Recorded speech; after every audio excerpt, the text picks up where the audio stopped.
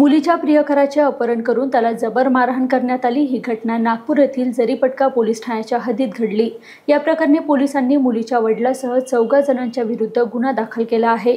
आर्यन देवेंद्र खोब्रागडे राहणार जरीपटका याने दिलेल्या तक्रारीवरून हा गुन्हा दाखल करण्यात आला आहे। बबलू व अन्य तिघे अशी गुन्हा दाखल करण्यात आलेल्यांची नावे आहेत। आर्यनचा कॅन वॉटर सप्लायचा व्यवसाय आहे। पोलिसांकडून प्राप्त माहितीनुसार गेल्या 4 वर्षापासून आर्यनचे बबलूच्या मुलीसोबत संबंध आहेत। याबाबत बबलूला माहीत झाले, त्याने साथीदाराच्या मदतीने आर्यनचा शोध सुरू केला।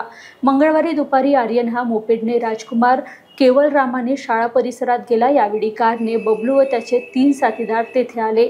मेरे बेटी के साथ क्यों बात करता है असे म्हणत बबलूने त्याला मारहाण करायला सुरुवात केली। त्यानंतर तिघांनी त्याला बळजबरीने कारमध्ये डांबले।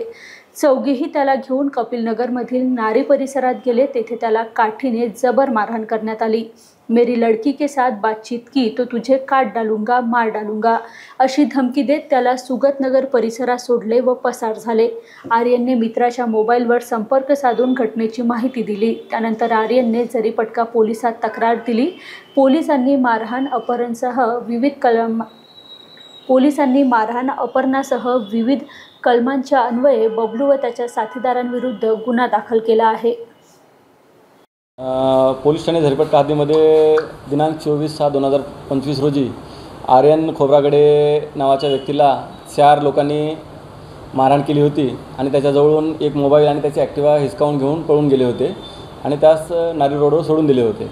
त्या संदर्भात आर्यन खोब्रागडेने दिलेल्या रिपोर्टवरून पोलीस ठाणे जरीपटका येथे अपक्रमांक 465/25 BNS प्रमाणे गुन्हा दाखल झाला आणि त्या गुन्ह्याचा तपास आम्ही करत होतो। त्या गुन्ह्याच्या तपासामध्ये आम्ही त्या नमूद 4 आरोपीची ओळख पटवून त्यांना ताब्यात घेऊन त्यांच्याकडून त्यांना अटक करून त्यांच्या PCR घेतला। 2 दिवसाचा PCR मिळालेला आहे आणि त्या 2 दिवसाच्या PCRमध्ये आम्ही त्यांच्याकडून त्यांनी हिसकावून घेतलेली गाडी आणि मोबाईल आणि ज्या गाडीमध्ये त्यास नारी रोड येथे सोडलं होतं ती गाडी पण आम्ही ताब्यात घेतलेली आहे। आरोपी आमच्या ताब्यात आहेत, पुढील तपास करीत आहोत। याच्यातून काही मुलीच्या काही चक्कर आहे का असं आता आरोपींचं म्हणणं आहे, पण आता तपासामध्ये आपण पाहूया। किती आरोपी याच्यामध्ये? 4 आरोपी आहेत। 4 आरोपी आम्ही ताब्यात घेतलेले आहेत आणि पहिल्या आरोपीचं नाव आहे बबलू शेख, दुसऱ्या आरोपीचं नाव आहे बबलू शेख, दुसरा आहे शहजाद शेख, तिसरा आहे सलमान शेख आणि चौथा आहे शहाबाज अन्सारी। याच्यावर काही पहिले गुन्हे आहेत का? नाही, कुठलाही गुन्ह्यावर क्रिमिनल रेकॉर्ड नाही आहे, सध्या तरी नवीन आहेत आणि त्यांनी अंतर्गत वादामध्ये ही घटना झालेली आहे।